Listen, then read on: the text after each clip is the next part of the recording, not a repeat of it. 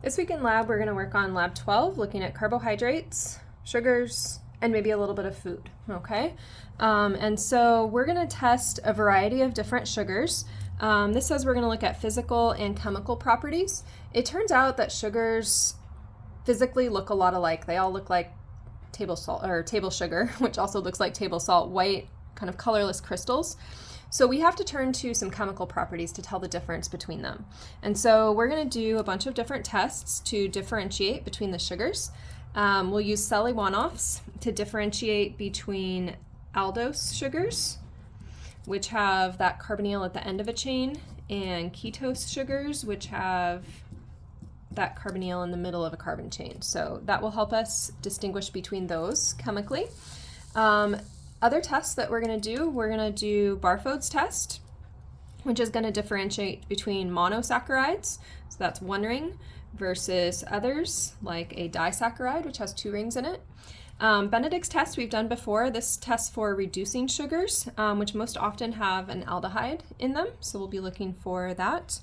And then finally, we will be doing a starch test to look for starch. Starch, remember, is a polysaccharide, so a long chain of carbohydrates, of monosaccharides. So our questions for the day are going to be, what is the identity of several unknown sugars? And then we'll do one food sample. And something to keep in mind is most foods are mixtures of sugars, so they're not just glucose, maybe they're glucose and fructose and sucrose. So those are a little more real world and more complicated.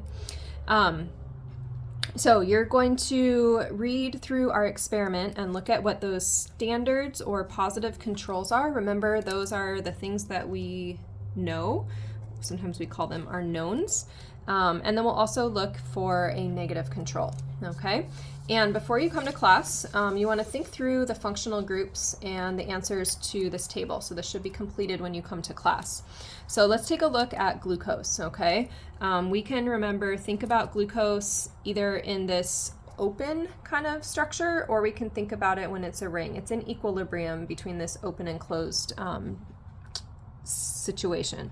So as I look at this for the aldose or ketose, I'm going to have to look at the open, the straight chain, and I see it's a carbonyl at the top, so that means this is an aldose. And then if I want to answer this question, I look at how many rings are there, and so I see one ring, so that means this is a monosaccharide. And then does it contain a hemiacetal? Remember, hemiacetals are that OCOH. So study this ring carefully, and here's my hemiacetal. Okay, this said to label up here, which I skipped right past. This is an aldehyde. This is a hemiacetal, but it says here you'll need to look for all of these things: aldehydes, ketones, hemiacetals, and also acetals. Remember, an acetal and a glycosidic bond are essentially the same thing. Okay, so do I have a hemiacetal here? Yes, indeed I do.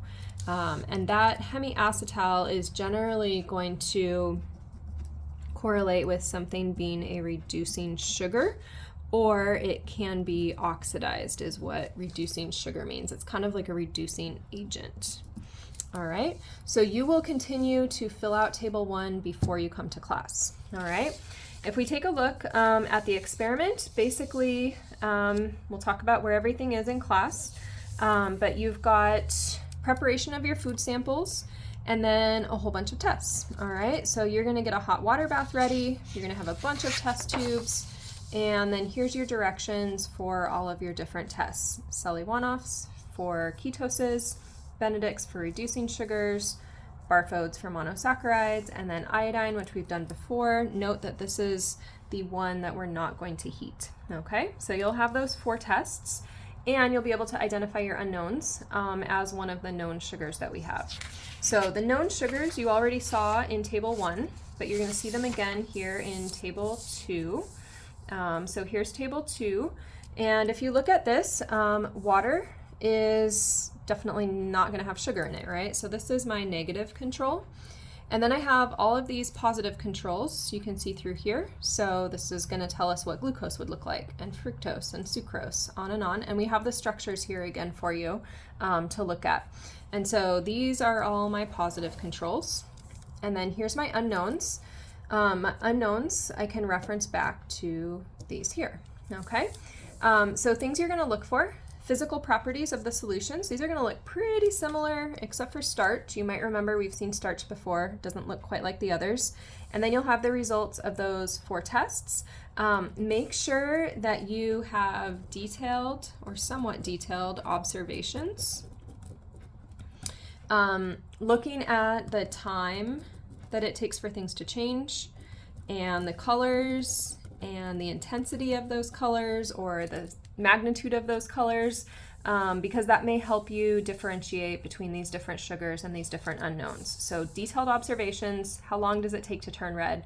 How red did it turn? How much of the test tube actually turned red? So those are some of the things that you want to look for here, okay? So you'll be filling that out with all of your experiments in class. And then at the end of the day, you're going to identify your unknowns by writing those names here, what sugar it is. And then you will talk about what sugar might be present in your food sample.